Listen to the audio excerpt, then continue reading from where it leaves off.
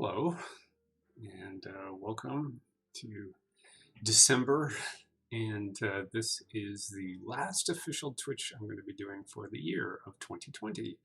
I've been hanging out here ever since June or thereabouts. And we're about to enter into a new year, new time, epoch. And so this is going to be it. We're taking a break for a little bit, but we'll be back in 2001. 2000, how old am I? 2021, and back with more streaming and more animation fun. My name is Scott Claus, and I'm streaming tonight via the CG Spectrum School, College of Digital Art and Animation, and where I work doing 2D animation, and that's kind of what you're looking over here on the right. If you haven't been here for a stream with me before, then this is my friend that I brought in. My last name is Claus. My first name is initial, and so I get a lot of ribbing at this time of year about being S. Claus, but this is the actual S. Claus. This is the actual Santa Claus that will be riding around on Christmas Eve, dropping off presents in case you were curious. So be nice to me because I've got a direct line to the big guy here. Anyway, yeah, welcome to another streaming session.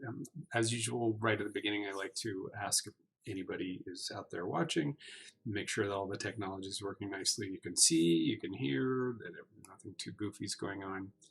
And then I'll jump right into what we're going to do today, which is under the general guise theme of finishing things. I thought, well, what a nice topic for the end of the year and for my last session, my last streaming session, is to talk about finishing things. Something that I think is very important to get a handle on, and it's not that easy to do. It's something that I have a problem with myself, and so I like to chat about it and talk about, well, what are some of the issues that come up with finishing things. And finish fear is something that a lot of people have. So we'll be talking about that tonight. And just want to make sure that things are going well. Looks like we may have some frozen stuff going on. So if anybody's watching this, if I'm frozen, just let me know. But it may just be me on this end. In which case, ignore that person behind the curtain. So yeah, if anybody's out there and can give me a heads up whether or not you can see it and hear it okay, that would be wonderful. If not, then I will try and fix it. I'll just continue to make silly faces, frozen on the screen, if that's the case. So, la la la la la. If anybody's out there and wants to give me a heads up and let me know that things are going okay or not going okay, because it looks like I'm frozen. I'm gonna escape just for a second. I know somebody who can help me with this.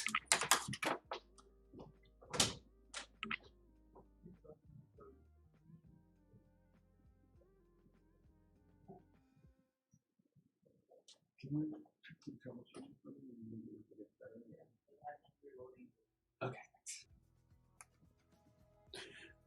All right. Let's see if this is working a little bit better. It looks like it's still choppy, but it's working a little bit better than it was before. We hate it when things are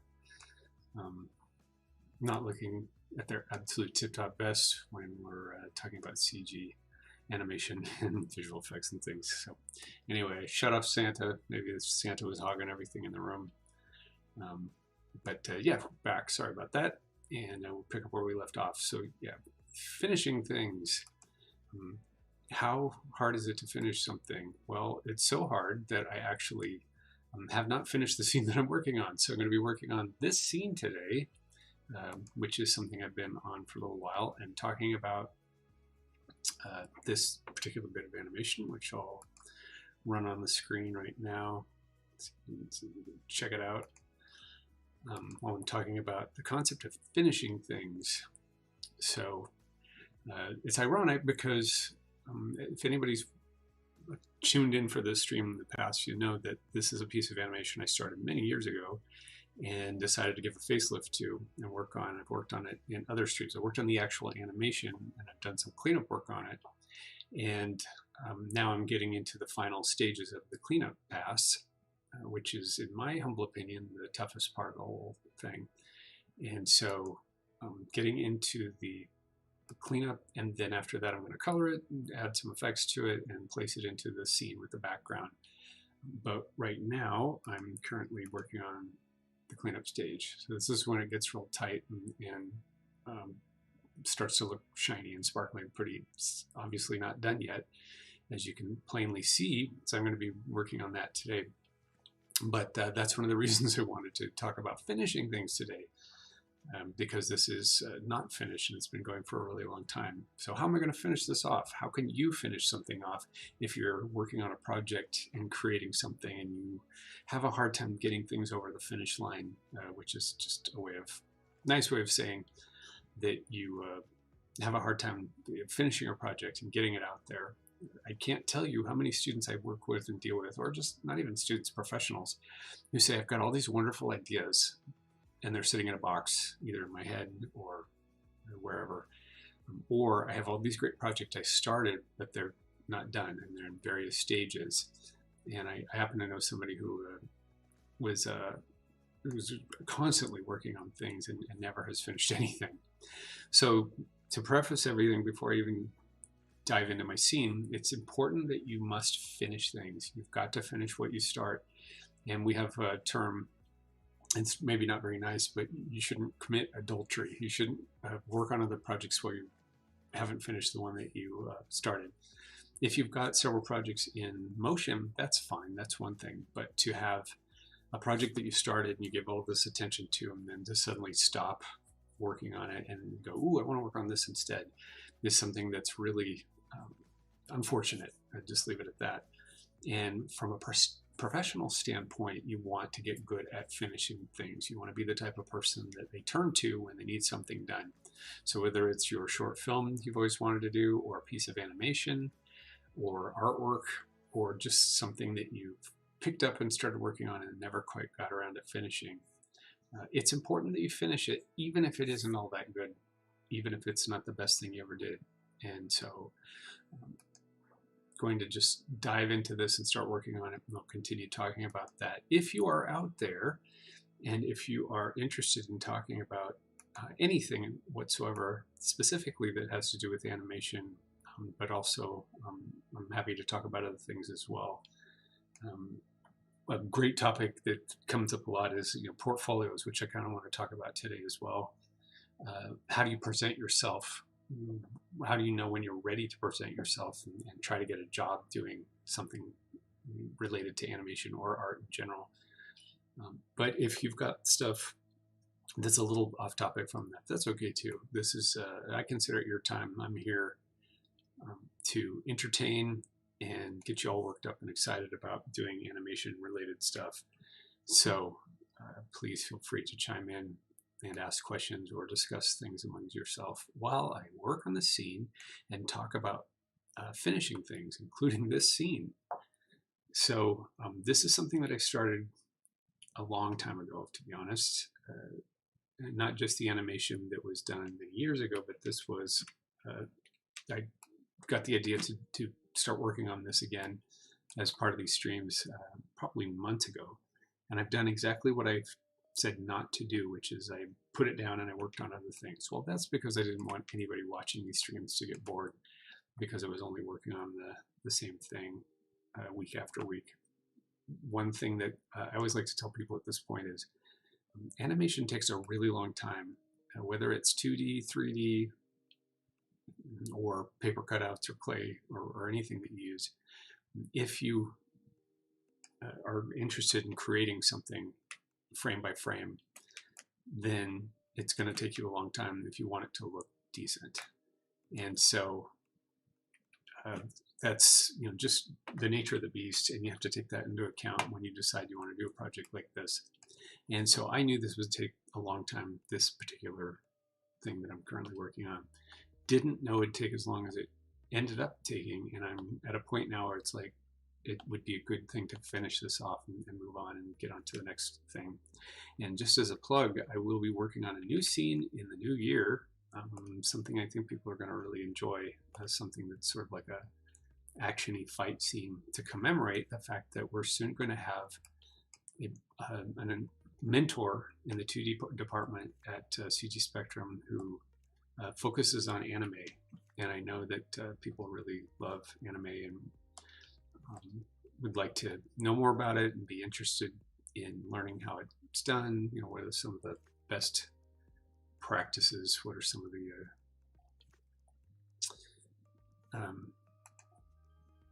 the skills that go with the practice of anime? But we're going to be including that in the curriculum starting in the new year. It looks like we're having some more connection problems, so it looks like it might be YouTube is looking a little bit fuzzy. Don't know how things are going on Facebook. If anybody's on a platform and if anybody's actually out there and you want to let me know how things are going as far as the technical side of things, I appreciate it. And hopefully we can get some of this stuff worked out. So yeah, it's still a little bit choppy. And I think I know what it is. And I don't think I'll be able to fix it anytime soon, but we'll give it a try. So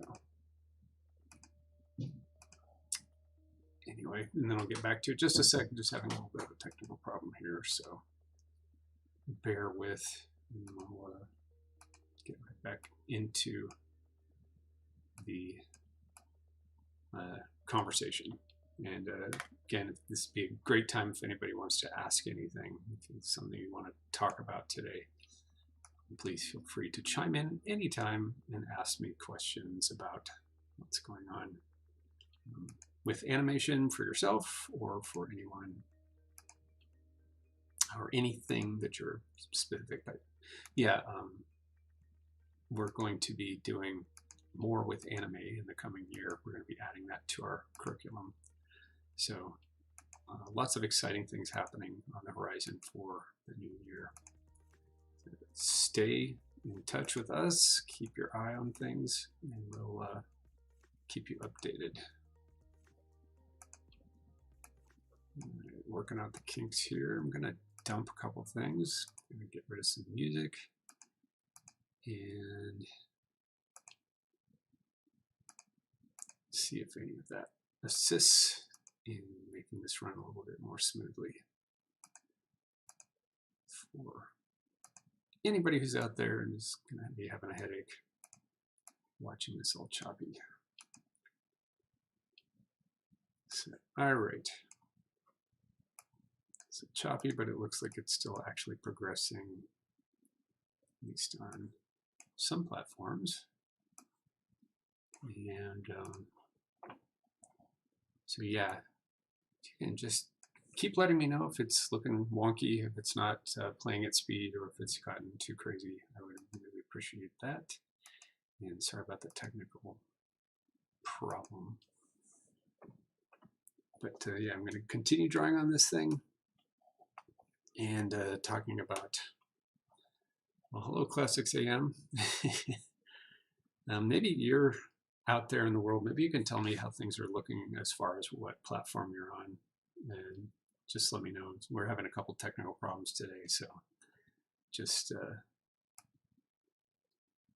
let me know if anything goes awry, if you can't see, if you can't hear, if it's gotten really hard to watch. Now, if it's hard to watch because of what I'm saying and talking about or drawing, then that's not really something I can do anything about. But yeah, okay, cool, thanks. So I hope you're doing well tonight, Classics AM. I'm talking about finishing things in case you just joined us, and the struggles that sometimes happen with trying to finish what you started. And what I always like to tell my students is that finishing things is not natural. It's not natural to us. It's not how we're wired. Now, I don't have the rule book on that. I don't know. I'm not going to be emphatic about it, but in general, it's like we're much better at starting things, especially as artists, and that it's really important to finish what you start because it teaches you a lot, and you have to discipline yourself to become the type of person who will finish things. And by doing so, you'll find that you just get better and better at whatever it is that you like to do, and you become more desirable as a person who works in the entertainment industry, doing games or movies or commercials or whatever it is that you like to do. So the first thing to get out of the way is just understand that it's an inclination that you have to work at, because it isn't really natural to us to just be like, okay, beginning project, end of project, beginning, middle, and end project. It's more beginning project, lots of enthusiasm, and then as the project goes on, less enthusiasm. As you're nearing the end of it, oh, I'd really like this to be over. And it's natural to feel that. It's just you have to discipline yourself so that you are not one of these people who keep starting things and never finishing them. Not only, again, just for professional reasons, but because it's good habit forming for yourself as an artist to be the type of person who finishes things. Have still to this day, I get called on a lot by people who would like me to collaborate with them on projects. And the main reason is because I finish the things that I start. So I've done lots of projects, and that sometimes can be appealing to people who don't have the discipline to finish the things that they start. It's like, well, maybe if I hook up with somebody who does finish things, then my stuff will get finished too. And what it often comes down to, and maybe you've experienced this yourself, is people will tell you, I have all these great ideas, but when it comes down to making them come to life, that's where I get stuck. And that's, again, pretty common, but you want to be the type of person who just gets things done and finishes what you start and does it in the best way you can. And the only way to do that is to tell yourself that emphatically that you are going to finish it, and whether it's perfect or not, you'll let it go, and you'll just make sure that that you have something that you've done sitting there and finished, and you can share it with people. You may have to make excuses for it, but you can say, but you know what, at least I did it. And then what happens with stuff that you finish is it gets easier and easier. The minute you finish one thing, you go, well, that wasn't so bad, I could finish another thing. And it goes on from there. And so you got to start somewhere.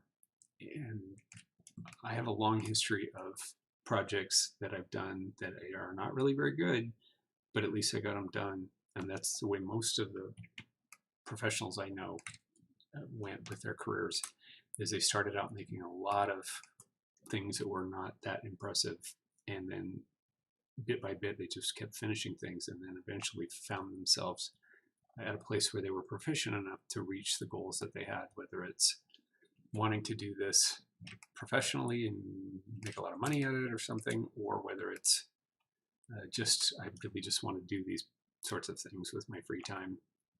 So it gets easier the more you do it. That's the second lesson. The first lesson is you just have to be aware that you have to finish things. It's just important that you become the type of person who does that.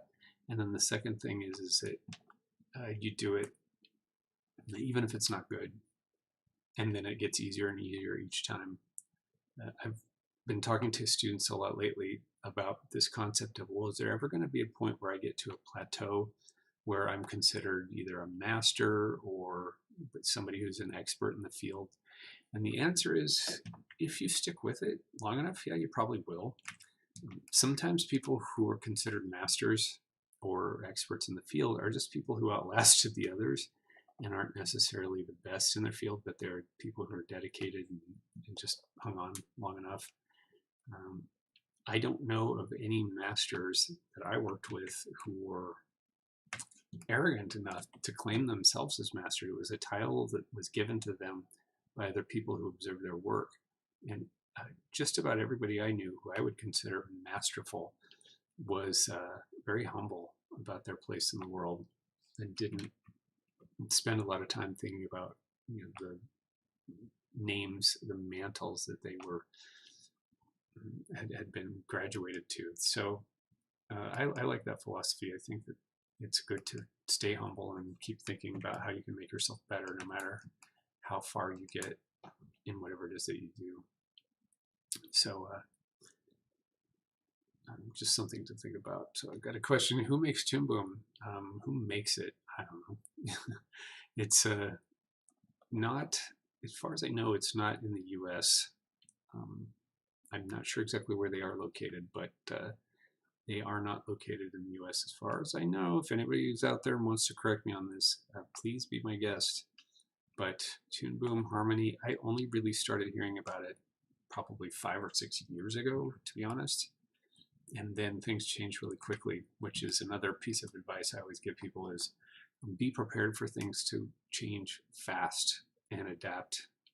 I mean, that's got nothing to do with the topic of finishing things, but think about this. I know people who've started animated films that they're trying to make themselves completely, and they've been working on them for years and years and years. And by the time these things come out, they're going to be so outdated, and technology will have kind of passed them by. It's just something to think about. It's, while they were trying to make this perfect piece of art, technology has kind of changed and sped up the process in some ways, and as a result, the projects that they're spending years and years and years and hours of their life on may not be as impressive as when it was first conceived, which is heartbreaking. Hopefully, if you're conceiving a long-term project, you're doing it for the love of it, and you'll just keep going, no matter what happens. But I always mention Richard Williams' Thief and the Cobbler, which was going on for years and years and years, and then he finally had it taken away from him and finished by another studio. And so at a certain point, again, my philosophy is you just have to finish it even if it's not that good. And then Thief and the Cobbler got finished, even though it wasn't the best work in the world necessarily. In fact, I think 2 different studios finished it in 2 different ways. If anybody remembers what I'm talking about, maybe you can confirm that or deny it. But the interface looks a lot like Flash. Well, so Riz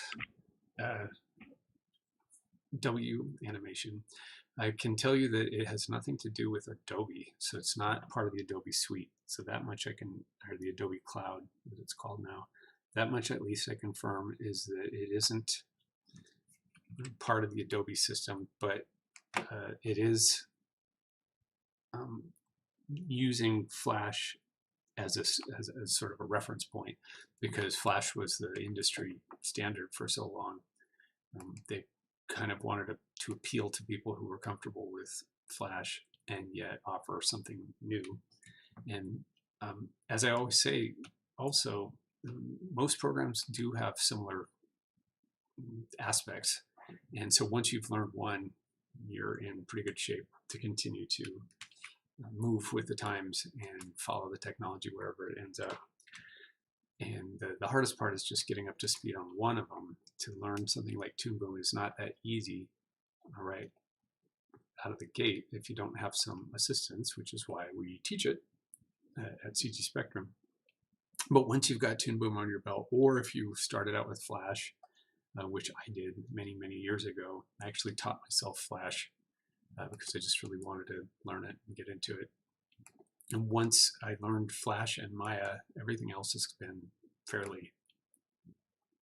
it's been fairly easy to pick up because I knew those 2 programs. And those are animation-based programs, though. So, you know, if it's an animation-based program, it's got to have a timeline. It has to have a workspace and then specific tools for drawing and things like that. So if it looks like Flash to you, I'm not surprised. That's one of the things I like about it, is it's familiar. And so if you have learned Flash, then you're not going to be too shocked when you get into this environment. But Toon Boom can do a lot more than Flash. So it's a great program to get under your belt, and it's becoming kind of an industry standard in a lot of studios. I'm hearing anyway. So learn Flash 5 when interning at NASA. Oh wow, that's exciting. I'm curious what you'd be using Flash for when you're interning at NASA. That's cool. So, all right. So I was just finishing here a little moving hold, sort of slow out situation right here. It's just something easy to do and doing a little bit of overlap there. And if anyone's curious what I'm working on at the moment.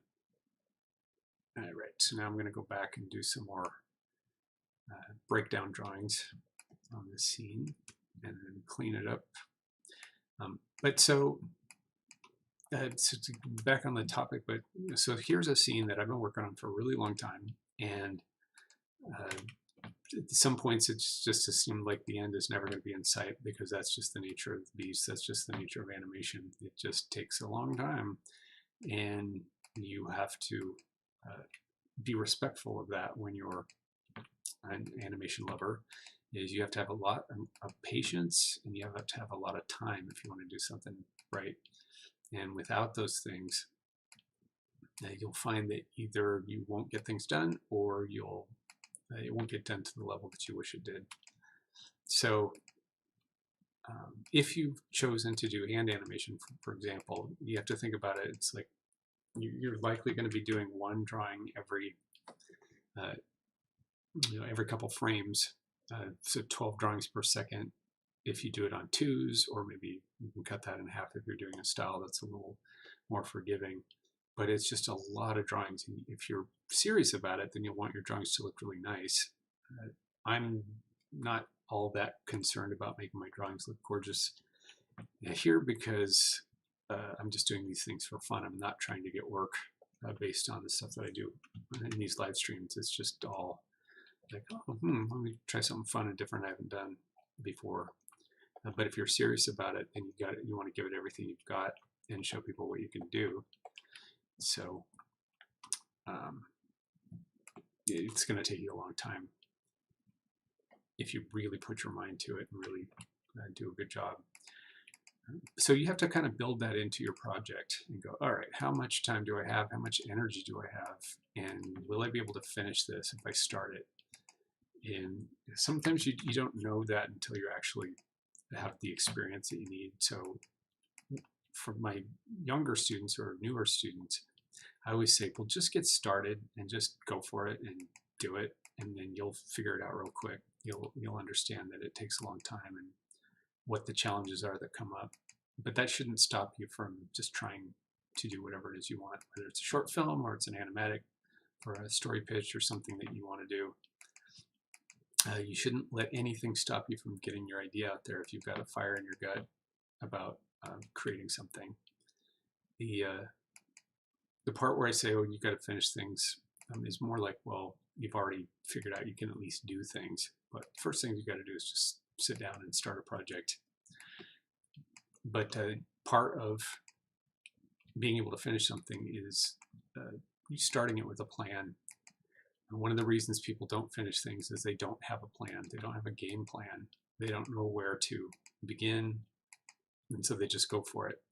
And a lot of people I know who create stories, who create animation ideas, they think, well, I'll just get in there and I'll see what happens. And again, that's great when you're young and you're amateur and you're just getting started. But after a certain point, you need to kind of come up with a game plan. And my students who get to a certain point in the class, they understand that, and they do a lot of pre-planning to make sure that their projects are going to work out really nice, and to troubleshoot some of the challenges that'll come up ahead once they get underway with the project. So yeah, storyboarding is an excellent tool. Disney used to create their entire stories by using storyboard.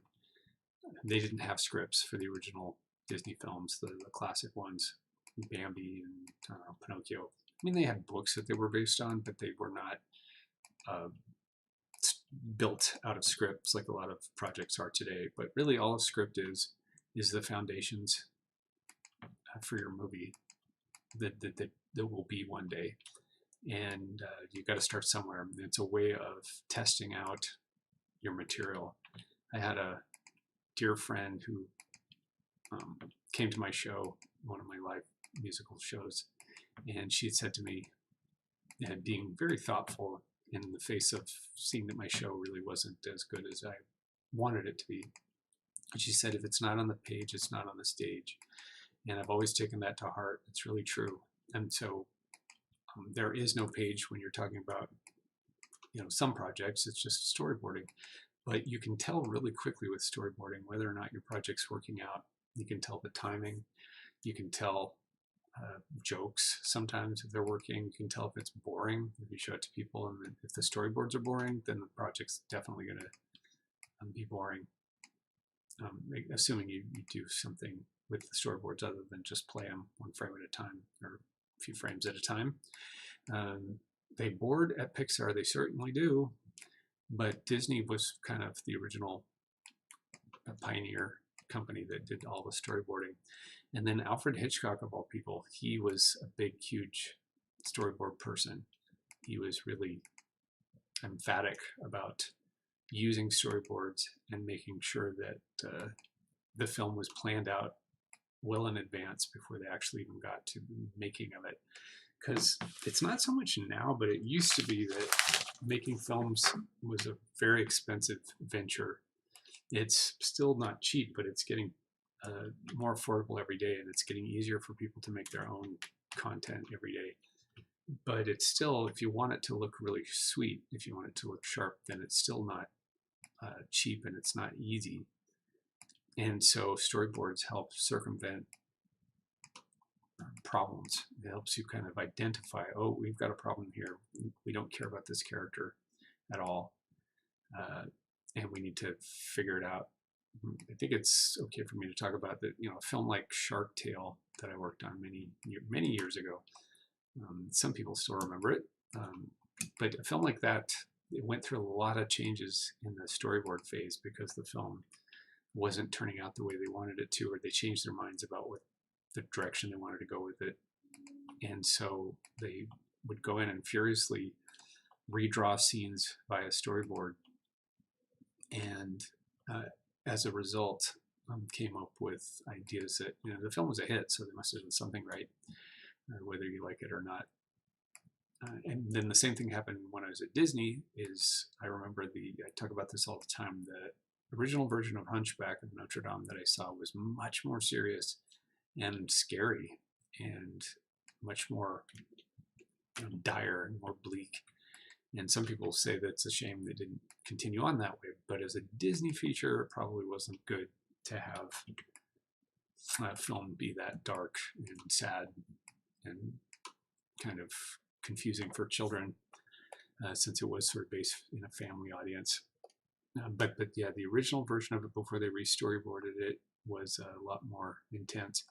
And I also point out to my friends or my students who want to be storyboard artists someday, that the revision storyboards that they were including in that film were really fast, really down and dirty, a lot of circles and squares, because they were trying to get the ideas down as quickly as possible and not spend a whole lot of time on the production aspect of it. It's the same thing as doing rough animation. You want to get the idea down, and so that you can go back and clean it all up later. So the same thing happens with storyboards, is you have this idea of how it should look, and then you can always go back and rethink that idea once you've got the thing mapped out a little bit. And that's something that I encourage my students to do a lot, is get all your ideas down, get your rough animation down. And once you have something, you can actually start revising it. And so that's part of finishing things up, is having a plan and knowing that, okay, I've got 6 weeks to do this, or 6 weeks with which I want to do this. And then after that, I'm going to have to go back to school, or I'm going to have to get a job or deal with personal stuff, whatever.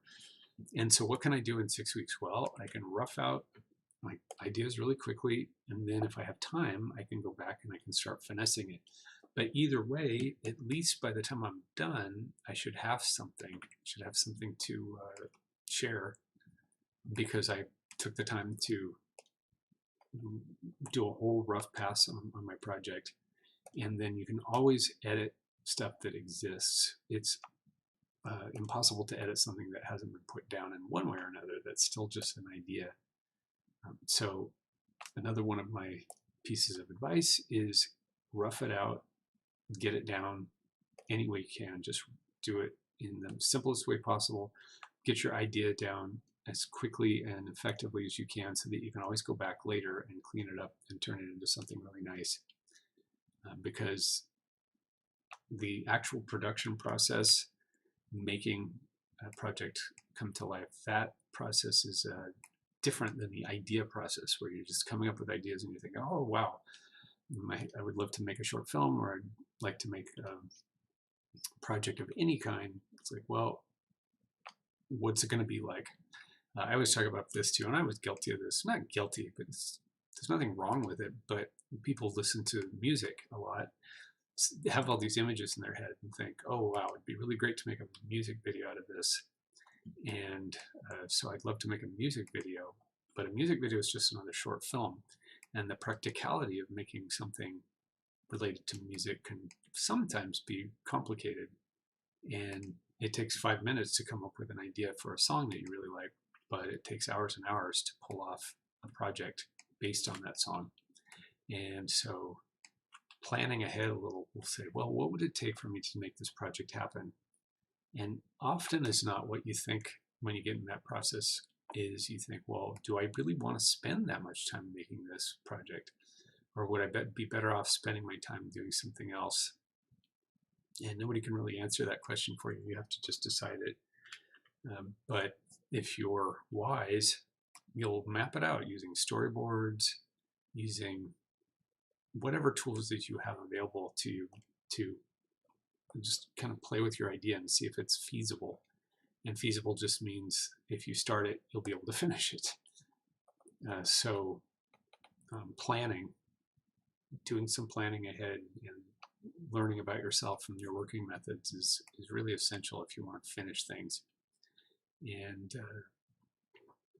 you'll find out really quickly if your idea is a good one, because you'll lose interest if it isn't. And that happened to me many times with particularly things I was writing, which it takes a really long time to write if you write well. I'm not saying I do write well, but if you want to write well, it takes a long time. And many times I get halfway through a story and go, wow, this just isn't working. It's not what I wanted it to do. But I still finished it anyway. So again, you must finish what you start, even if it's not working. Just tack an ending onto it and then chalk it up as an experience and move on to the next one. But you really need to get in the habit of finishing what you start for your own sake. So then this is something that they don't really tell you, and something that I learned by just having experiences is, in order to finish things, you must have a support group of some kind. And it sounds odd maybe to think of it in those terms, but it really is true. You need friends and family and people around to help you attain your goals and to keep pushing you on when you're just getting sick of it all. And I've seen it happen again and again, and I've seen it with myself, where you're creating things in a vacuum. It's very easy to just kind of go, well, nobody's even going to notice if I finish this or not, so why bother? And that's unfortunate, because if you're the type of person who wants to create things, and you should bother, and you should continue to work your trade and get better and better. And I mean, there are a lot of people who can create in a vacuum and don't need any validation. That's fine, but you do need to get some criticism now and then, and you need to get some feedback. And it's just sort of helpful to have people say every now and then, oh wow, that's working really nicely, and keep going, because when you're done, this is going to be really cool. We are likely at some point, no matter who you are, you're likely to sort of lose interest in your project or lose faith and just go, wow, I don't know what I'm doing, and I don't know if I should keep doing this anymore. So maybe I'll just stop. And you don't want to be that person. You want to be the type of person who's adamant about finishing what you started. So a support group can be very helpful, and whether it's your family, your friends, anybody who happens to be around, who can spur you on and make you feel as if what you're doing is worthwhile and worth finishing. So look for people who will support you, that you can share your work with, so that when you get to those places where you're having sort of a crisis of faith or just getting bored, you can count on them to support you, even if you don't necessarily, even if your project isn't going to turn out to be the best thing that anybody ever saw. It's like, again, you should still finish it. And so a support group is a really important thing to have. One thing that I always describe, another kind of factor that I describe to my students, is you need to fall in love with your project again. You need to remind yourself at some point, usually before you're starting to lose interest in your project, you need to kind of remind yourself why it is you started it in the first place and why finishing it matters. I'm a living proof that the reason doesn't have to be very viable. You can lie to yourself, and it's the same thing if you've ever done an exercise routine. Sometimes you just have to talk yourself into something, even if it isn't true. Cool. Well, thank you for that. That was a classic exam. Thank you. So sometimes you have to lie to yourself to convince yourself that something's going to be worth it in the end. And there's nothing wrong with that. It's just psyching yourself up. That's all that is. So whatever it takes to psych yourself up, you just need to use that and keep yourself motivated by reminding yourself that what you're doing is worthwhile and that it'll all be worth it in the end. So falling in love with your project again and reminding yourself why you started in the first place, very important. Can't stress it enough. And usually something that happens late in the game, but you never know. It can happen really early in the game too. I know people who will see things, and again, I'm guilty of this as well. They'll see a movie, they'll see a game, they'll see something that's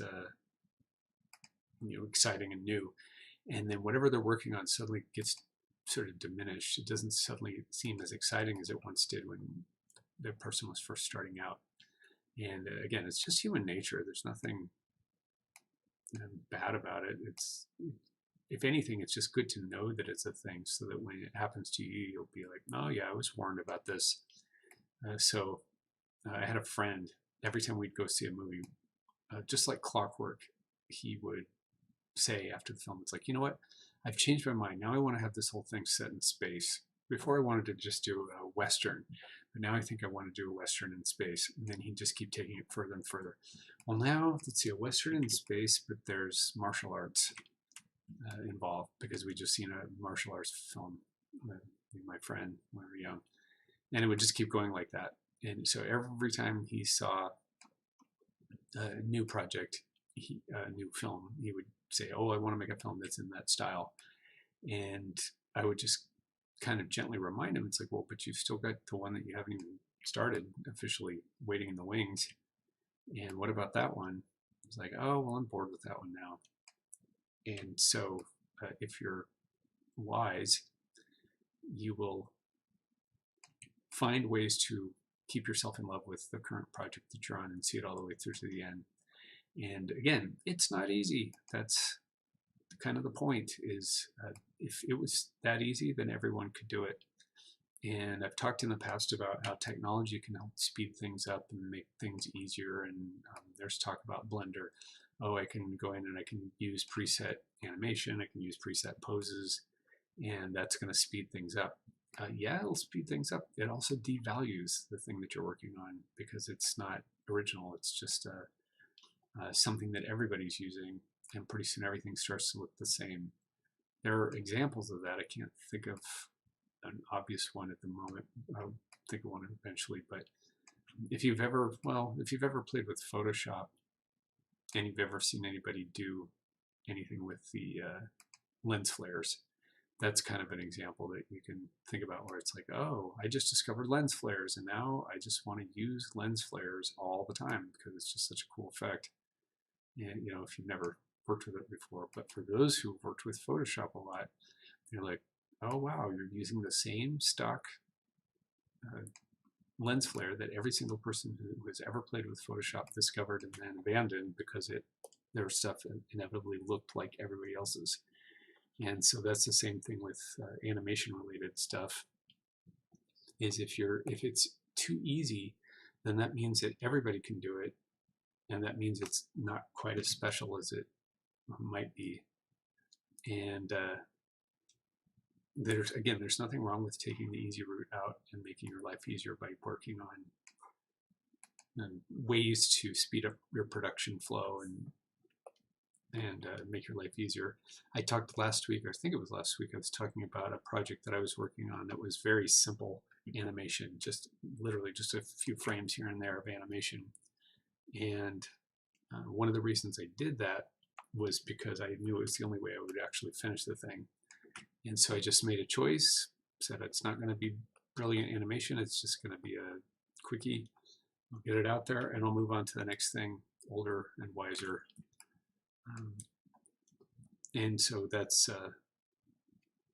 just a choice that you have to make at a certain point of what it is that you're going to sacrifice in order to get your project done. But just in keeping in line with that, just for the record, there's a famous animator named Chuck Jones who did a lot of Bugs Bunny cartoons, and he always said, or he said at least once that I know of, it's documented, he said that you have to do 999,000, I think it said, drawings before you get to the one that's actually good. And so start now and get rid of all 999,000 before you get to the millionth one, which will actually be the one that we finally did a good job. And get rid of all those bad drawings now for your sake and for ours. I always thought that was really funny. It's kind of a harsh way to look at things, but he was thinking in terms of, like, you want to be a professional artist in a competitive world, then you really have to focus, and you really have to be dedicated and concentrate on your goals. If you're just doing this in a hobbyist way, it's not quite as harsh as that, but it is worth thinking about that you have to just keep plying your trade and keep trying things, and probably not failing, but facing challenges over and over again before you get to a place where you can say that things turned out exactly as you wanted and you wouldn't change a thing and everything's great and hooray.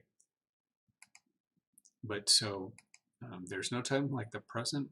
Go out and start getting rid of all those bad drawings that you still have to do so that you can eventually come up with the number one thing that you were trying to do all along.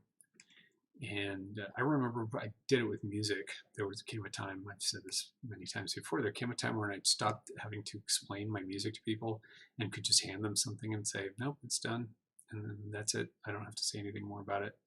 And same thing with animation or animation related things is someday you reach a point where you don't have to explain and go, well, this isn't that good. I meant for it to be better, but it just isn't. But it requires that you put in a lot of time getting good and understanding that your stuff's not as good as it possibly could be. So that kind of leads to the concept of, well, how do I know when my stuff is done? How do I know when it's finished, when I should show it to people, when I should stand behind it and go, yep, I'm proud of this. If you don't like it, you're wrong. And the answer is, generally speaking, when you can't take anything from it and you can't add anything to it, when you show it to people and they don't have any comments and they just go, yeah, well, that's great. Whether it's professionally or for your own benefit, for projects you're just working on at your leisure. But there comes a time when you should be able to look at your work and go, all right, I've done as much as I wanted to do with this project. And if I add anything to it, it's going to start looking actually probably worse. And if I subtract anything from it, it's actually going to take away from some of the enjoyment of it. So that's one of the ways that you know when a project is done, is when you just can't really think of anything else that needs to be done to it. The catch there is when you're getting started as an artist or a professional or anything that you set your mind to, there comes a point where there's a point at the beginning where you don't actually know what you don't know yet. And part of what happens in the classes that I teach is I'm dealing with people who are at a certain level, and you can't expect people to be geniuses right out of the gate. You have to, there has to be ramp up time when anything that you do.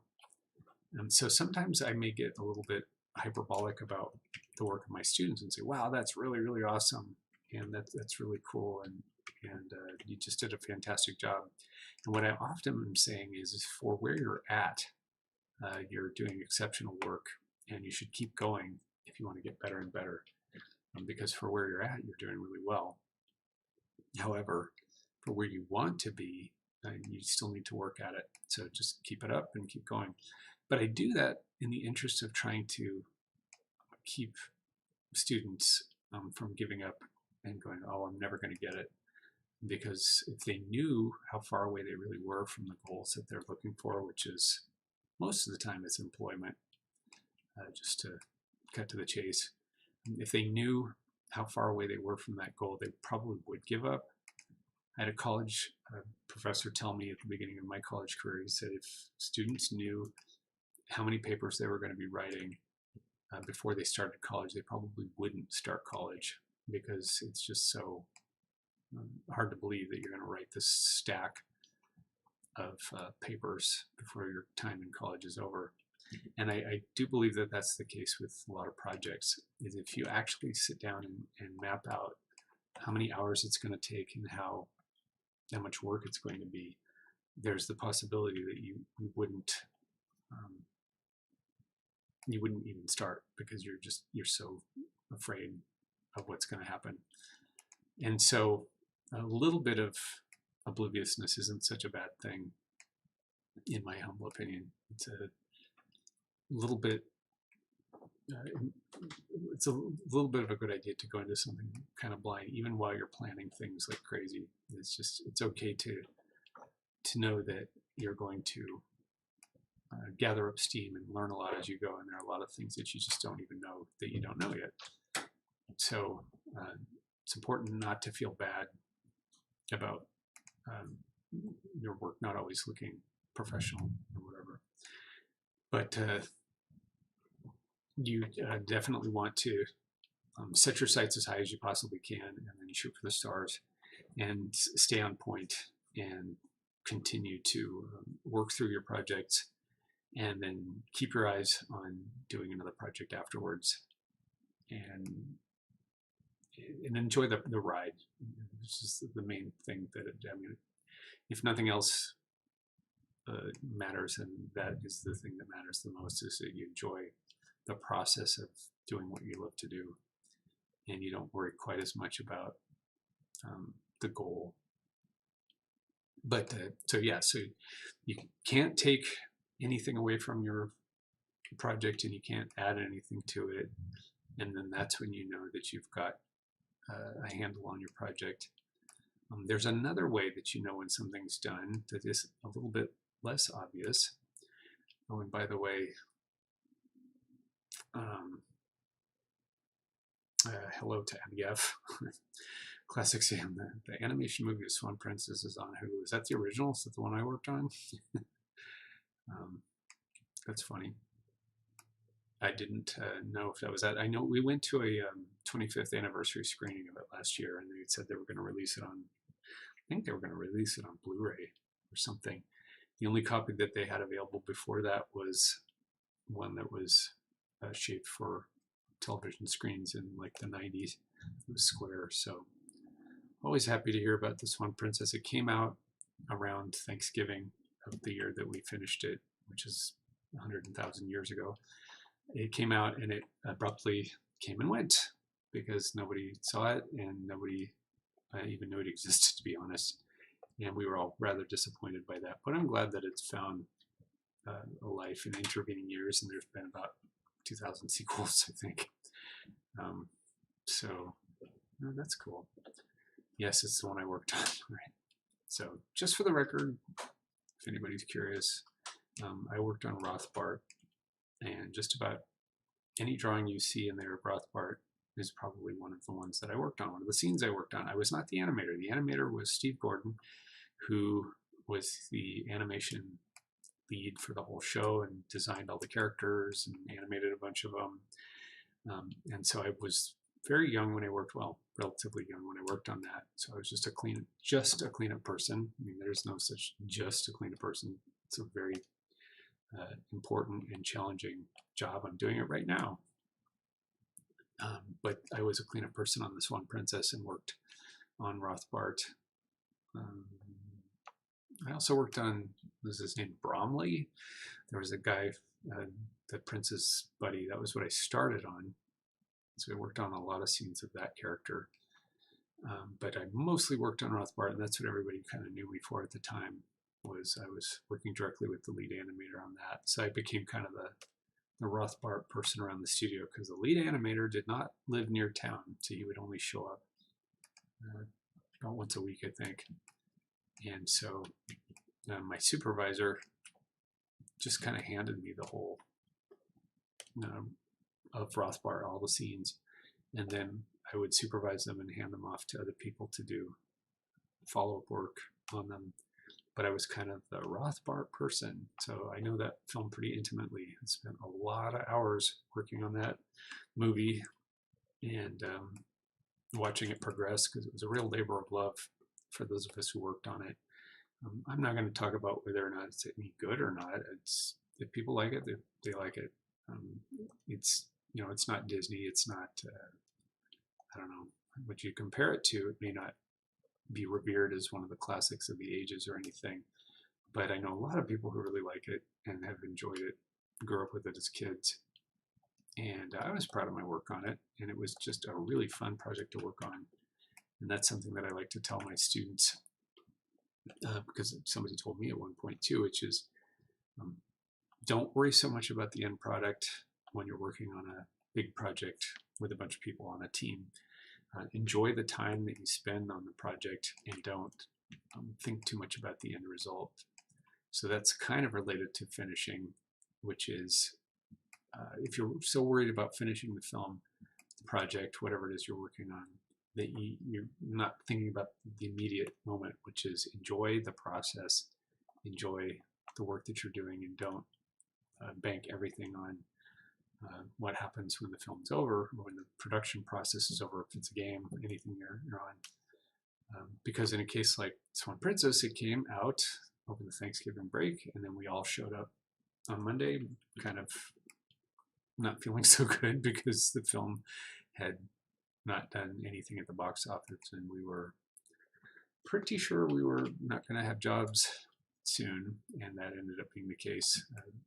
Everybody, in a short period of time, everybody who worked on the Swan Princess was let go, and we all had to go find new jobs, and on you go. And that's just part of the industry. That will always be part of entertainment. It's always feast or famine, and it's just something that you get used to once you're a professional, if you want to stay in the business of creating entertainment. I thought it was a lot worse when I was doing live shows, because there's not even a record of that when you're done usually. And the time that everybody sweated together to make a show come to life, it's all just sort of absorbed in onto the next one. So at least with Swan Princess, I mean, 26 years later, I think it is, we're still talking about it. I'm still talking about it, whether you guys want me to or not. So it's, you know, there's proof that it happened, and we worked on it. We all went to the screening last year and remembered working on it, how fun it was. And it was really a lot of fun for me. It was one of my favorite films that I worked on for years before I moved into CG, and had a lot more of an intrinsic role in the film than just cleanup. Again, call it just cleanup. It's a big role. It was a huge thing, but you didn't get the kind of accolades necessarily that animation does. It's sort of a thankless job in many ways, and making sure that the animator's drawings look beautiful on the screen, and that the animation still works even though the characters are on model. So, well, I'm glad, Abby, that you enjoyed the Swan Princess and had fun with it. So, all right, so that's a good question. Class exam was actually going to get to that, so thanks for leading that question. So let's say that you, well, just to finish up, so another way that you know your work is finished is when they take it away from you. So Swan Princess, they said, okay, or any film I worked on, they said, all right, we're done. The deadline is come and gone, or is coming, and we need to just get it out there. I understand that Klaus was that way too, the recent 2D animated film, where I heard from somebody, that's this thing done on time. We'd be working on it 10 years from now. But yeah, so sometimes you know you're finished because the work gets taken away from you, and it's like, okay, time's up. But so let's say that you're done, and you feel like, okay, I'm feeling pretty good about my work. I want to share it. I want to get it out there, and I want to see if I can get a job. So your next task is, how do you present yourself? So what should you have in your portfolio? How do you present your work for the purpose of trying to get a job? I would strongly urge that you share your work with other people. And if you're not in a class, if you're in a class like the ones that I am part of, teach, then you have somebody who's a professional to look over your work and go, okay, I would include that. I wouldn't include that. That's not helping your cause at all. That's great. So you can do that.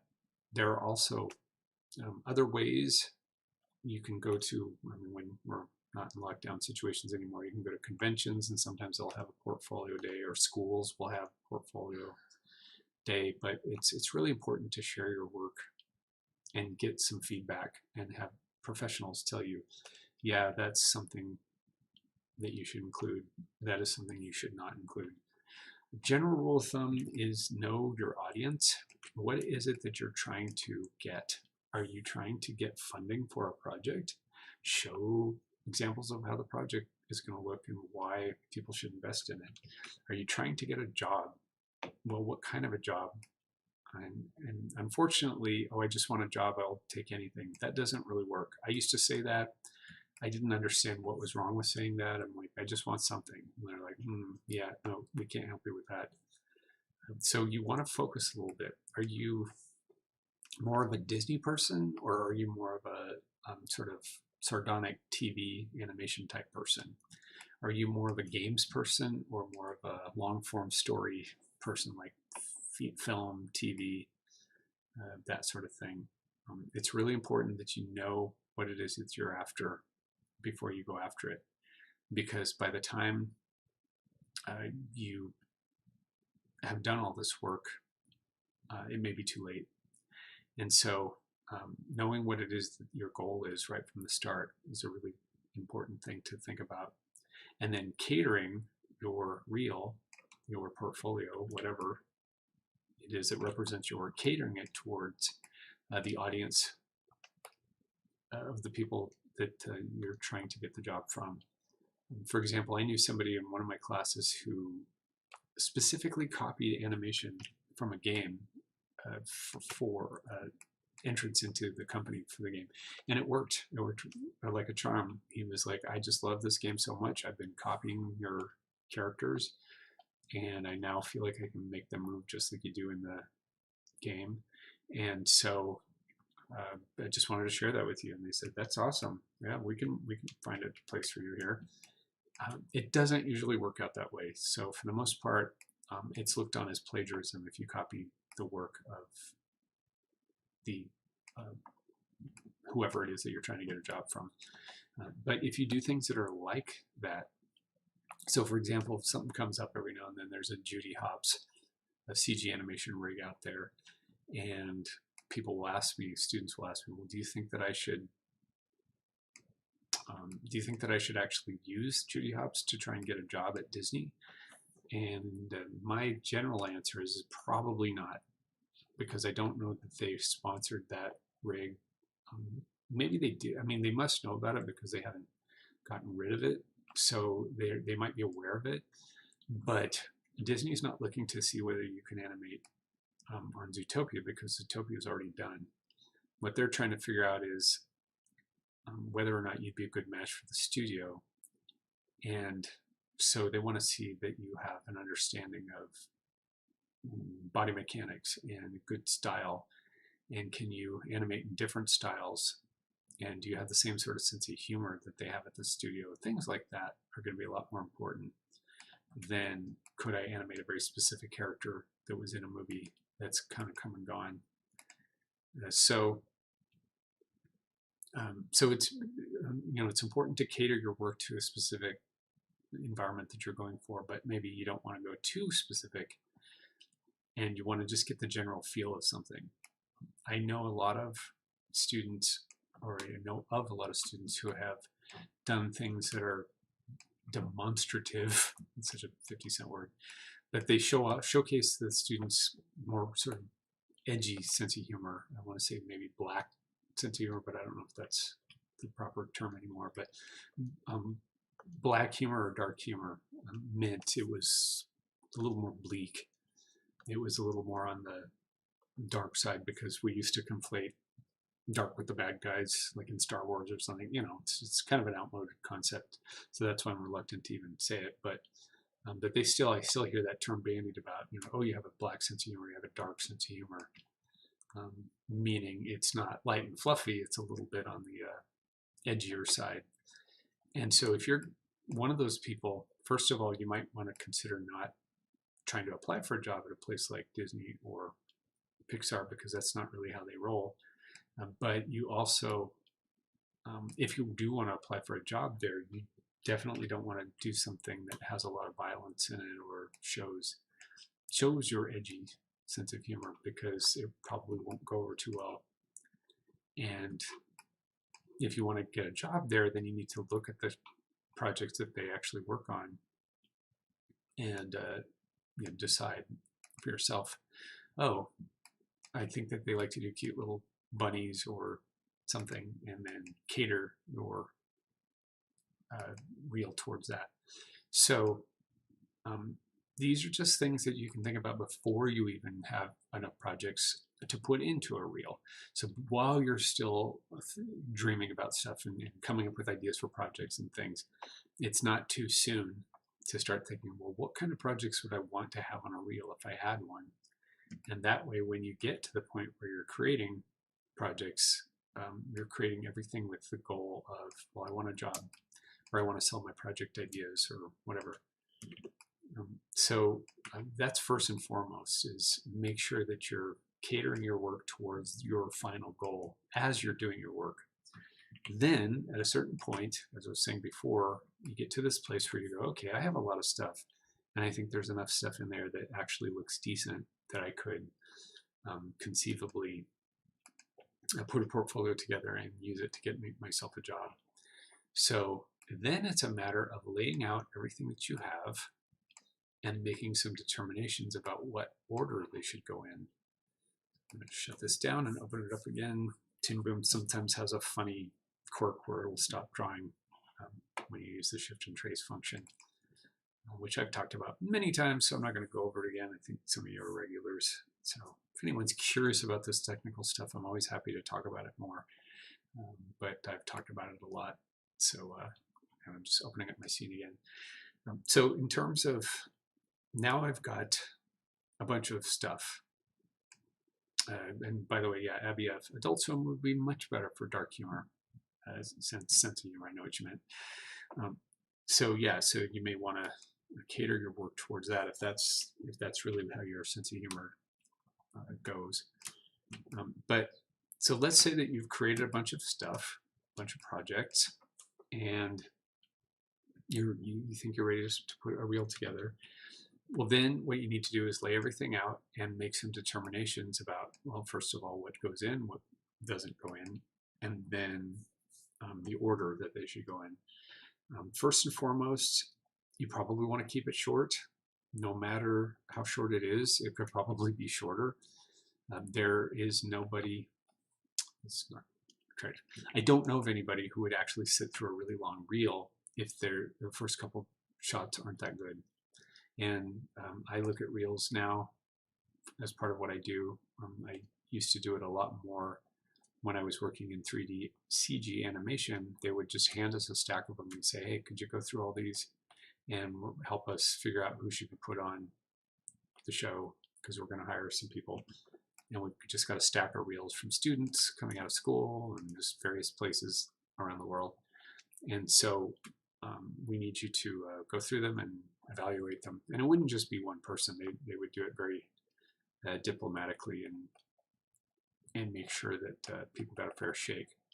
But what I always tell my students is, when I was doing that, I also had to get everything else on my plate done. Everything else in the company that I did work for, all the other tasks I had to do for the day. And often it's not the portfolio stuff would fall onto my desk right before lunchtime or right before the end of the day. And it's like, oh man, I got to go through all this stuff. So I was always looking for something that would catch my eye quickly. And so when you're putting your portfolio together, you're looking for things that will show somebody who you are as quickly as possible. And I mean like in seconds. And then make sure that you put your best stuff right at the beginning so that you don't have anyone falling into the trap. You don't fall into the trap of having your stuff not looked at because people just see within a couple frames. It's like, nope, this person isn't going to make it. And what I like to tell people at this point is when I am looking at reels, and when I have a lot of reels to look at, not so much now because I get to look at things at a more leisurely pace, but when I used to have to just do stacks and stacks of reels, what I was looking for were the no's, not the nose on your face. I mean, I was looking for things that I could say no right away. Just look at it and go, nope, nope, nope, nope, not even close. Nope, not going to happen. Because those are easy. It's easy to just see that someone is just not quite there yet, and it just needs more work before they can be considered to work in a professional environment. Now, you may think that that's not fair, and you may think that that seems a little bit cruel, but I like to put it this way. For every school that exists in the world, that's one school with a student body of however many it has. There are lots and lots of schools all around the world, and people who haven't even been at those schools, people who are just out there just doing their own thing. And everybody out there kind of wants the same thing, which is they want to be employed by, say, Disney or Pixar or Blue Sky or game studios. And there are only so many positions available, depending on where the production's at least, and depending on how much they're outsourcing to other places in the world, or how much is being automated today or tomorrow. And so you're really competing with a lot of people. It just would boggle your mind if you knew just how many reels I had to look at and how many people were hopefuls just for very small specific gigs that we were casting for, and they call it casting. And some people, they may find that daunting and say, oh, well, then why bother? Well, because I got into the business. A lot of people I know got into the business because they just kept at it, kept trying, and eventually everything added up: the right time, the right place, and the right skill sets. And so you shouldn't let that stop you, but you should use that as a way of making yourself work harder so that you have a better chance of getting noticed. Because, again, the average stuff, generally speaking, would end up being a no. If it was average, but it was done really nicely, then it would get a maybe. And a maybe is a good thing. Maybe is actually, sometimes it's the best you can hope for, is to be put into the pile of, well, let me take another look at these. And that's when you can fill up your reel with things that you've done that aren't maybe that impressive, but show that you could do the job given the chance. And then I always say, then you should also finish strong and put something at the end of your reel that shows something that's going to stick with people, that shows something about your personality that's unique or unusual, and will leave whoever's looking at your reel with a good impression of you and go, oh yeah, that's the person who did the singing horse at the end. Yeah, let me check that one out again. I want to see that one and see their reel and look a little more closely. So if you can get somebody like me to put you into the maybe pile, and I don't mean literally because I'm not looking for portfolios today.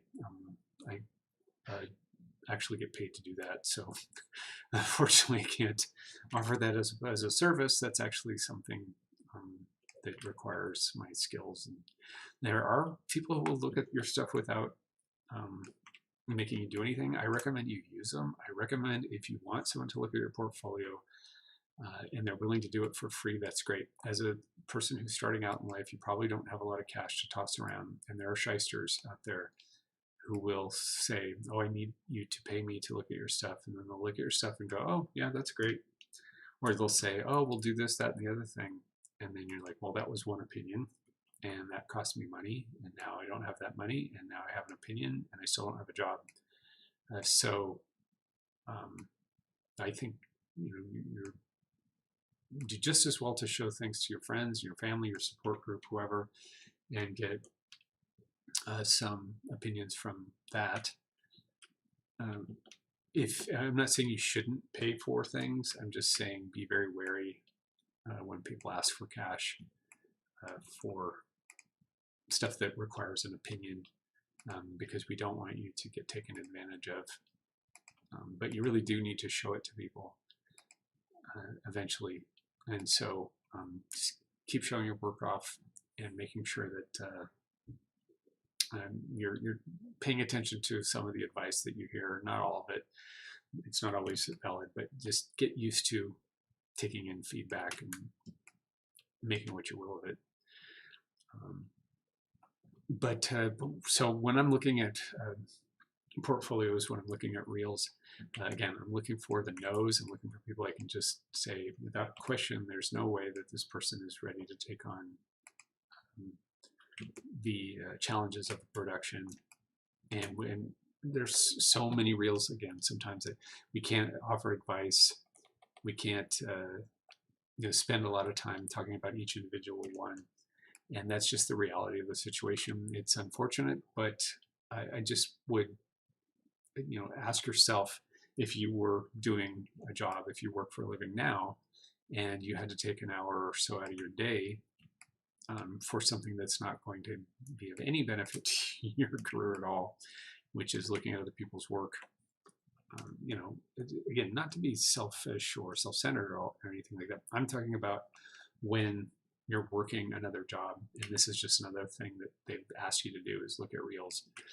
It's not easy to make, and it's stressful too, to try and be the person who says, okay, I believe that this person is qualified, and then have to stand behind that. And then later someone can say, well, you're the one who said you wanted to hire them. And it's like, well, I'm just, So anyway, so be understanding when you've got your portfolio out there and you're like, well, why doesn't anybody look at it? And how come I don't get feedback? And how come, I thought it was good. How come nobody else does?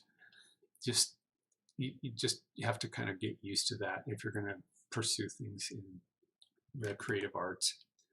Does that make sense? If you're going to pursue things in the arts, things that have to do with creativity, is it's so speculative, it's so opinion based, it's so much based in being at the right place at the right time with the right skills, that you do have to accept that sometimes things just don't happen, no matter how badly you want them to. And if you are really meant to work in this sort of stuff, you just won't take that for an answer. You'll just continue on and keep trying and trying until you get whatever it is that you set out to do, whatever your goal was. But again, some tips, some things that will help. So as I said, you put your best stuff at the very beginning to try and catch somebody's eye. Then you finish strong, so you have something at the end of your reel that looks really cool so that people will remember you. And then in the middle, you fill it up with whatever you got. If you don't have a lot of stuff, then you put that stuff in the middle. And if it's short, it's short. But as long as the stuff that you do have looks really good, then you're okay. But that's a place to put things like, the middle of your reel is a place to put things like walk cycles and things that are a little bit more procedurals, like jumps. I call them procedurals. I don't know what the technical term is, but it's technical stuff that just proves that you can, like if you've done a flower sack exercise or a bouncing ball or something like that, and if it's all you've got, but you really feel like it's good, then you put that stuff in the middle and then save the really juicy stuff for the beginning and the end. Now, the thing, so it's got some comments. Abby says, Adult Swim would be better for dark sense. Yeah, for sure. Anyways, already. Stubbornness is an excellent trait in animation. Then, oh boy, yeah. Yeah, stubbornness is probably the most important trait you can have when it comes to animation, because you are recreating action in film or media, motion graphics, one frame at a time. It really is a wrestling match, and you really have to be determined to make this stuff work. So yes, stubbornness is probably one of the most essential things that you can have as a trait. Another question, what happened to Saturday morning cartoons? I don't know. I say this often, people probably get sick of hearing me say this, but the Hollywood machine, such that it is, will make whatever it is people will pay to see. And at some point, I'm just guessing here because I really don't have a direct line to it. I used to know a lot of people who worked on Saturday morning cartoons, and then those studios all folded and they went on to do other things, work on feature films with me. But at a certain point, it wasn't as profitable anymore. And if I remember right, then anime started coming in. There were a lot of anime TV shows that would show in the afternoons, and Saturday morning cartoons no longer was a viable way to make money off of animation, and so they just kind of stopped. And if there was a need for it, if there was an interest in it, it either wouldn't have stopped in the first place or it would have been revived. But because it didn't, one would tend to think that it just isn't a viable market. And so that's most likely what happened with Saturday morning cartoons. I grew up on them, and it was a big important part of the world of my generation, which is getting on in years now, but even generations I know of, some of my mature students, they grew up with it in the 80s and into the 90s. And then for whatever reason, it just kind of fizzled out. I personally don't, I'm very sentimental by nature, but about some things I'm not sentimental at all. And that's when things are done, they're done, and you move on. And whatever's happening right now is meant to happen, and you just embrace it and try to make your peace with it and try to be a part of it if you were interested, and not regret too much the things that aren't around anymore, or revive them. Be that person who says, "Oh, I'm going to take that, I'm going to run with it, and make it into something again." And and then we'll all be the ones who applaud you when that happens. But so back to portfolios. So I will often have students say to me, "Well, I have stuff that's not, like, let's say I'm going to go to Disney and I want to apply for a job doing backgrounds or something, but I have animation, or vice versa. I want to be an animator there, but I have all this stuff that I did that's not related to animation." And what I often tell people is that's when having a website is a really good idea. So if you haven't already, you should create something like a website that showcases stuff that you do. It couldn't be easier nowadays, as not far back as like 10 years ago. It was a much bigger deal to try and get your own website out there. You had to do all this stuff to make an interesting looking website. Now everything's kind of just drag and drop. And so there's no excuse not to have a website that showcases what you can do. And that is a place where you can put things that aren't directly related to what you're trying to get a job doing. That's a place where you can put links and live videos sometime, whatever, that just play as soon as you open the website stuff, but certainly artwork and things that you've done that are outside of the scope of whatever it is you're applying for. Put those on your website, and then when someone goes to look at your portfolio, if they're like me, then they may find themselves hanging around and looking at what else you can do. And again, that's what you're trying to do, is get somebody to invest in you. What I'd like to say is that, you know, when I was talking a minute ago about how I would have to be looking at reels while I was getting ready to go to lunch or getting ready to go home for the day, or just thinking about what I have to do for the day on the job, and then I got all this stuff. It's, you know, really, just to be fair, in human nature, it's like I really just want to finish this stuff and get on with it. And now I got to look at all these reels. Well, after I got through looking at all the no's, and I'm like, okay, well, let me see about the maybes. But even to back up further, the maybes would often not end up in that pile because there was something about them that I couldn't put my finger on that was interesting. And the longer and longer I would invest in a specific artist and their reel, the more and more reluctant I am to admit at some point, it's like, well, no, they just don't have it. If I've sat and looked at their stuff now for a little bit, I want them to be worth the time that I'm investing, because if not, then I've wasted that time. And then I'm going to be even more irritated.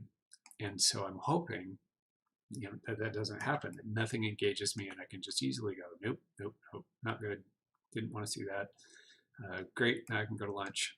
And again, unless you think that that's not fair, it's like, that's just kind of the way the world works. It's just how we're wired. And in a perfect world, we'd have all the time and compassion in the world, but it just doesn't always turn out that way when you're working and you've got deadlines and people pressuring. And so I'm looking for no's, but then all of a sudden I see something on somebody's website that looks really cool and that catches my eye, and I'm like, okay, well, I'll check that out. Anybody who's ever spent any time on YouTube knows that you get to a certain point where you're just captivated by something and you can't turn away, and you kind of think, you know, I think we lately now we call it falling down the rabbit hole or something. You find you're just, you know, getting enraptured in something, cat videos or whatever, and time has passed, and then you're like, wow, I've been doing this for a long time now. Well, let's see, either I got to get back to work, or I'm just going to give up and say, okay, I'm just going to look at this. And so by doing that, by forcing somebody like me looking at your reel to get captivated by your work, I'm spending more and more time with your stuff. And next thing you know, I'm going to go, well, I don't know. Okay, well, maybe I'll give this person a chance. You know, maybe I'll put them in the yes pile. And, you know, they've entertained me. I've seen what they can do in other disciplines. So I'm going to go ahead and say this one's a yes. They still might not make it to the final cut because it's just my personal opinion at that point. And it has to go through. I mean, that's why they have other people looking at reels, so that no one person's just making those calls. But you've just upped your chances because you had something that was so interesting that I passed you along, and then the next person who looks at it might pass you along, and the next thing you know, you could be the one that gets hired out of that pool of portfolios.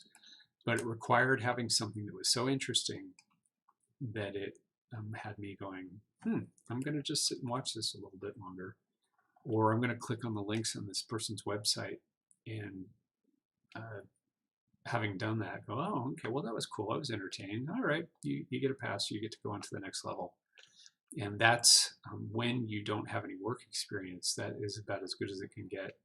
The best thing that can happen is that you get put in the stack of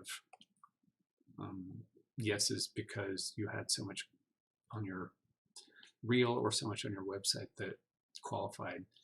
And I didn't used to think that way. For one thing, not everybody had a website because it was harder back in the old days, like 10 years ago. But it wasn't until I started teaching that I saw students who had so many cool things, so many interesting things that were signs that they could do a lot, and that they had a brain, they had a sense of humor, but you couldn't put it on the reel because, again, if you apply for somebody like Disney, they'll tell you exactly what they want to see, and that's all you get to show them, and they don't want to see anything else. And so, you know, you really are restricted and confined to doing exactly what they told you. But whoever's going to look at your reel is going to be a human being, theoretically, unless they're animated. And human beings can be easily swayed by sparkly stuff. And so put something sparkly on your reel, or on your website rather, that is outside of your reel. And to get to your reel, they had to see that sparkly stuff because it was on your web page. And then you've just upped your chances ever so slightly. And sometimes that's all it takes. Sometimes you really just need one little piece of, I don't know, they used to call it kismet. In my case, I always tell the story of how I got discovered, as it were, and I'll share it again if there's not anything else to talk about. I've talked about it a lot, so I don't want to bore anybody. But sometimes just those little minute coincidences and things can make all the difference in your career. And so, why not? Why not throw everything you have? I often say also to my students is that the game, such that it is meant to be won, and the only rule that matters in the end is win. Just win. Just get it. If you want it badly enough, you got to prove it. And sometimes the universe asks you to prove things. Sometimes you just have to prove things to yourself, but you have to be willing to sacrifice something or go a little farther than you've gone, or even cheat a little bit and do whatever it takes to get whatever it is that you want. I don't advocate doing things that are illegal. I don't advocate doing things that hurt other people or hurt yourself or whatever. That's not what I'm talking about. Just doing things in a way that makes sense to you because you really want something, and you know that if you got it, it would be the right thing for you, and so you give it everything you have, and even if it breaks the rules. So I like thinking in terms of breaking rules more than cheating. But remember Steven Spielberg, who got off the tram at Universal Studios and set himself up in an office, and eventually somebody said to him, "Wait, what? Do you actually work here?" And he said, "Yes, I do." So they said, "Oh, okay. Well, then I guess you better do some work." And next thing you know, he was who he is today. So again, I'll share my story of success if anyone's interested. But would a website showing your process from beginning to advanced good quality be good or interesting? I mean, there's no guarantees it would be good or interesting, but that is exactly the sort of thing I'm talking about. So for Abby F, that is the sort of thing that you could use on your reel. And I actually had a student once who did sort of a succession of things. It's like, well, this was my rough, this was my tie down, this is my cleanup, this was color and effects and everything. And it was on his website and was fascinating. It was just exactly the sort of thing that I'm talking about that would get you stuck looking at that and going, I want to know more about this, or this person absolutely has caught my eye and I would like to give them an opportunity. I think that they've got the smart and the talent to work on an actual production, even if they're green and they don't have a lot of experience, they could still probably do the job based on what I'm seeing here. So yeah, showing a progression of what you do. Again, you can't put that on your reel.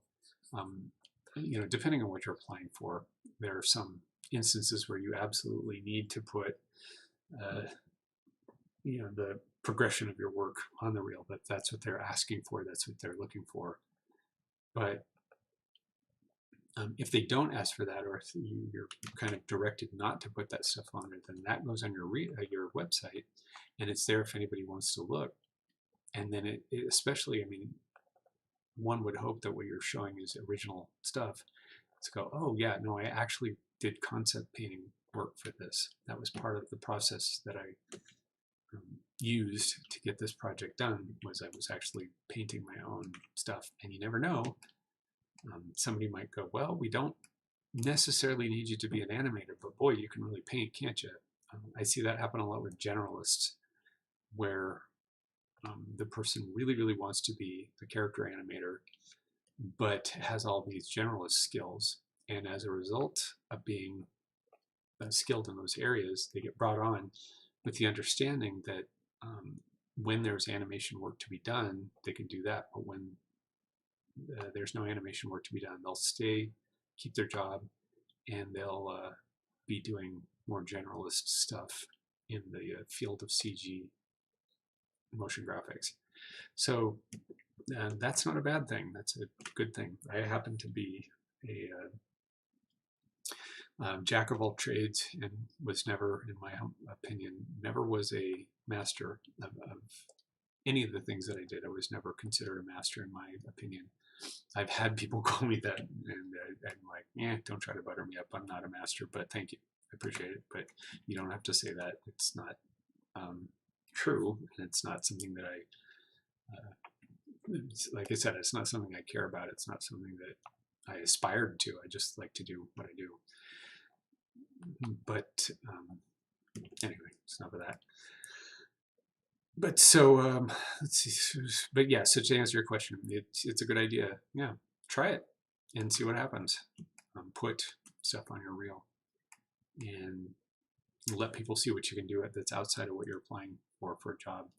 So love to hear my success story. So I've told this one about 1,000 times, but if you've never listened in on these streams before, then you've not heard it, and so it'll be new to you. Yay.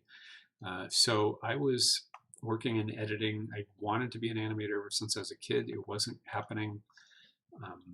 I tried to get into CalArts. They didn't let me in because I applied too late.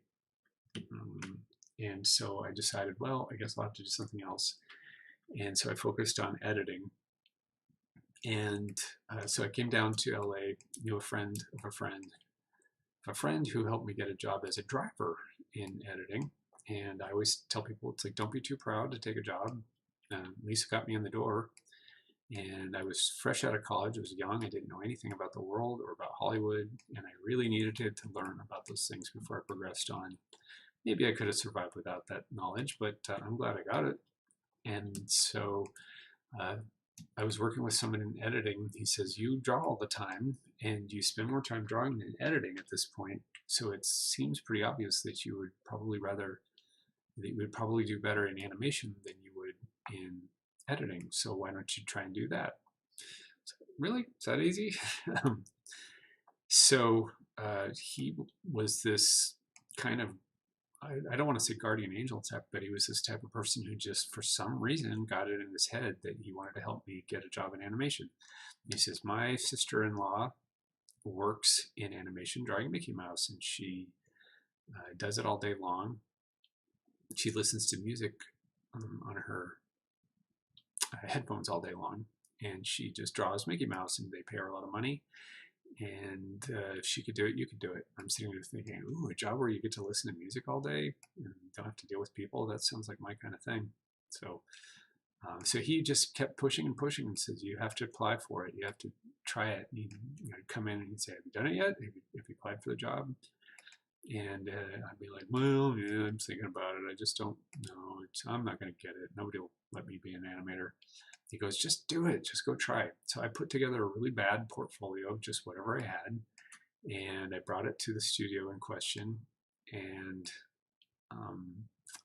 did not get any interest in it whatsoever. And that's kind of the key to the story, I suppose, is that the person who looked at my work taught me a lot about the things that I say, about how the person just doesn't have time to spend their life going through and saying, oh, well, here's what you should do better, and here's what you're not doing right. It's Hollywood, it's movies, it's games, it moves quickly, and only the people who really love it and work really hard will survive, and including people who are really talented.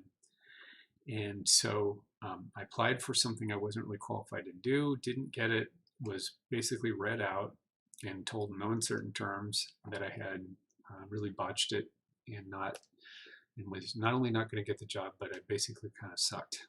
So it's funny because the person ended up being a friend of mine later, and she was the one who told me, she says, look, I didn't have time to mess with amateurs. I needed to hire somebody fast, and you presented me with a portfolio which was in no way, shape, or form ready to go. And it's true. I didn't want to be an incomplete person, and that's what I had accidentally applied for, just because I wanted it in the door. And I thought, I'll try anything. So here's the part where the coincidence comes in. So I gave up. I was depressed. I decided I was never going to ever see my dreams come true. and really just got very cynical. And the guy who was trying to help me get the job, he said, well, how'd it go? And I told him. He goes, well, now you got to go pick up your portfolio. And I said, there is no way I'm going to go back to that studio. I'm embarrassed enough as it is. And he says, you have to go pick up your portfolio, and you have to, follow up and find out what went wrong, or how could you get in. And he's like, no way. I said, but you know what? Yeah, you're right. I guess I'll go and I'll pick up my portfolio and, just sort of be a little bit more courageous, I guess. And so I went in. The receptionist was really cool, and she said, "Oh, I'm so sorry, but if you keep trying, I know you'll get in somehow. Just keep it up." I'm walking out the door, and just as I walk out the door, someone walks in, and um, without even knowing who I was, this person just looks at me and she goes, "Are you Scott?" And I go, "Wait, I am, but how do you know who I am?" And she says, well, my brother-in-law told me that you were going to be coming into the studio today, so I wanted to know, if that was you. And I said, yeah, sure. I mean, I don't know how you knew who I was, but she says, well, you applied for the job. How'd it go? And I said, well, it didn't go so well. And she heard my story, and she says, well, okay, so you didn't get a job in the ink and paint department. Is that what you wanted? And I go, no, I want to be an animator. She goes, well, you probably aren't ready to be an animator, but we need a driver at our studio. So if you'd be interested in a driver position, I know we need one, and I bet you could do that. Would you like to give that a try? And I said, well, sure, I'd like to give that a try. And so she said, well, let me talk to the person who's in charge of all that, and we'll have them talk to you about it. And it was a lateral move. I made actually a little bit more money than I was making at my current situation as a driver. And it made all the difference in the world. Next thing I knew, I was taking things to the Disney lot, on the Disney lot, and just hanging out, getting to know people at the company parties and things. And it didn't take me more than a month or two, and I was actually drawing for the studio. And I was drawing Mickey Mouse for the Prince and the Pauper. And I mean, that part of it was I actually showed initiative, and I said, I really want to do this. And then the husband of the receptionist at the time, she encouraged her husband to encourage me and help me get set up doing in-betweens and things with a desk that I was able to take home and practice. But, all that just goes on and on and on. And next thing you know, I moved up the ladder and was doing different things. But really, the whole of it starts with the fact that if you think about it, the moral of the story is I was ready to give up and just throw in the towel because I didn't get what I wanted right out of the gate. I was just like, I tried for it, I failed, and now I just want to go hide under a rock. And I mean, I must give credit to the person who was pushing me to continue on, even though I gave up. If it hadn't been for his encouragement, I don't know. I don't think I would have done it.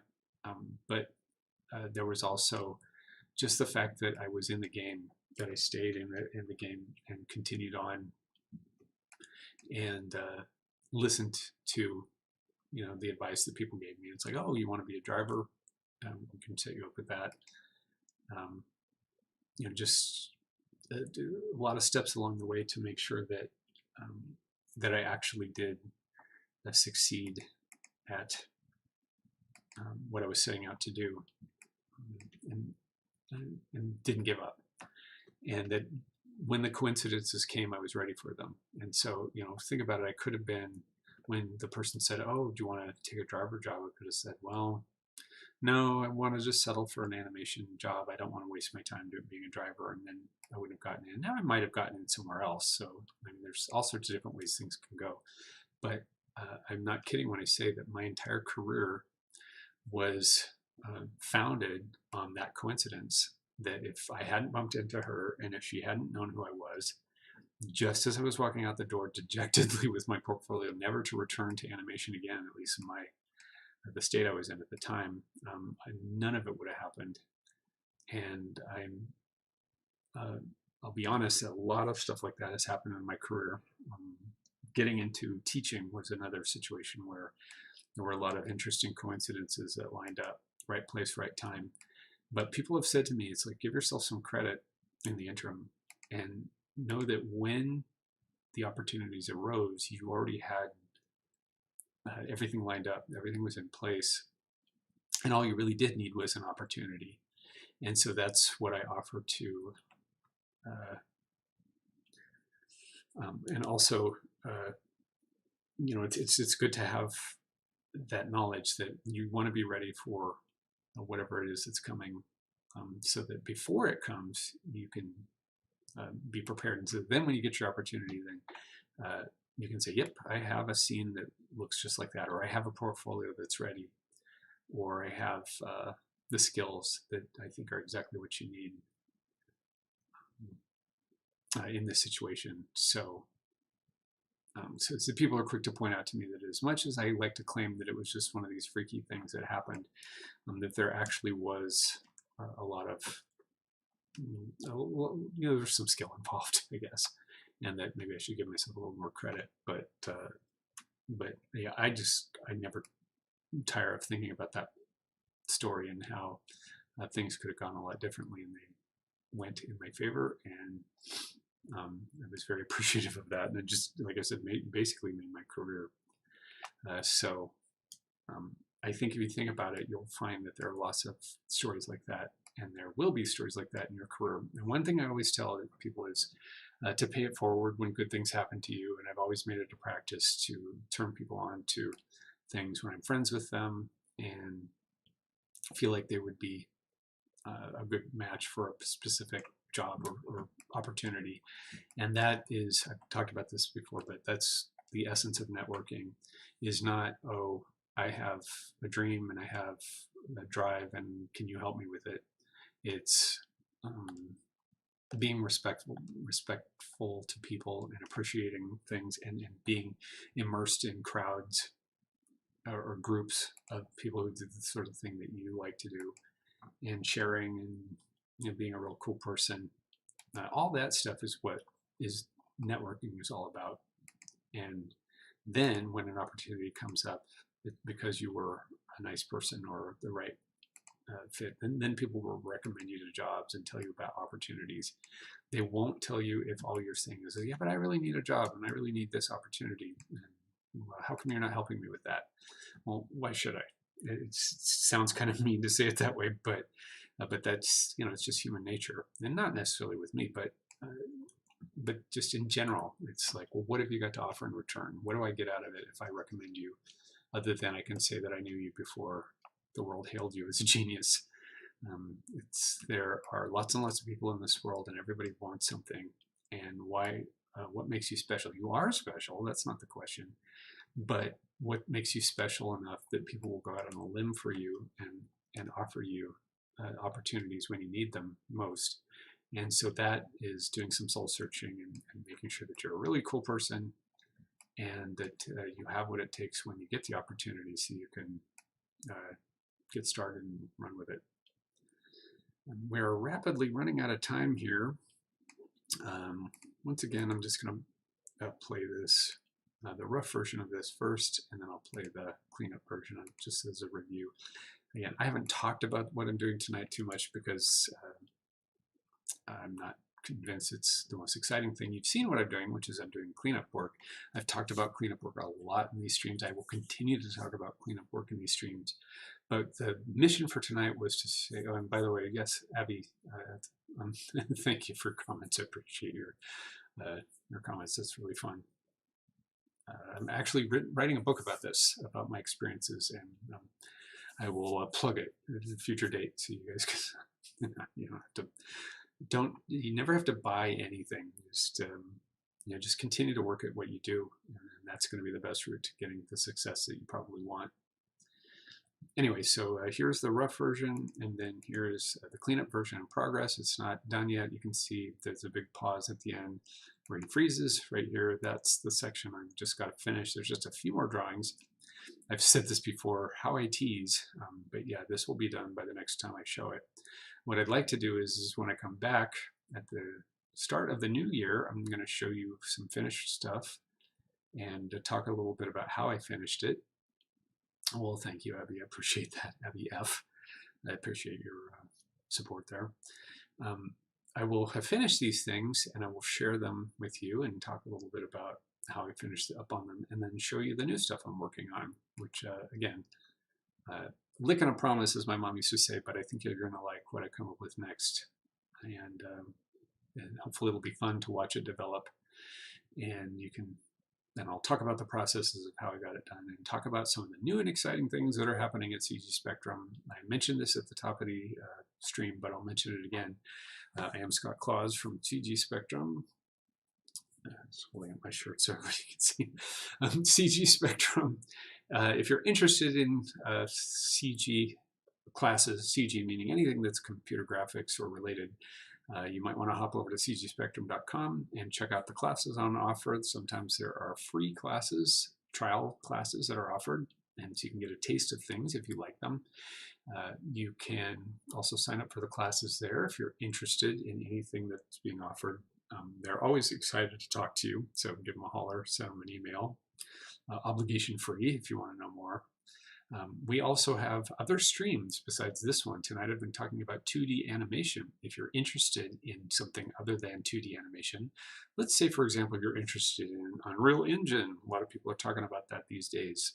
There are streams where people are talking about that and the future of motion graphics. If you're interested in video games, we've got video game people who are more than happy to share their thoughts with you on the topics at hand. So yeah, go ahead and check out other streams if you like. However, we're all pretty much, I think we're all taking a break for the holiday season. So we're going to be off for a couple weeks, but I will be back same time, same place, same hour in a couple weeks. I believe it's January 6th. And I know somebody out there is going to set their watch by it and they will say, oh, I can't wait for January 6th when Scott starts talking about animation again.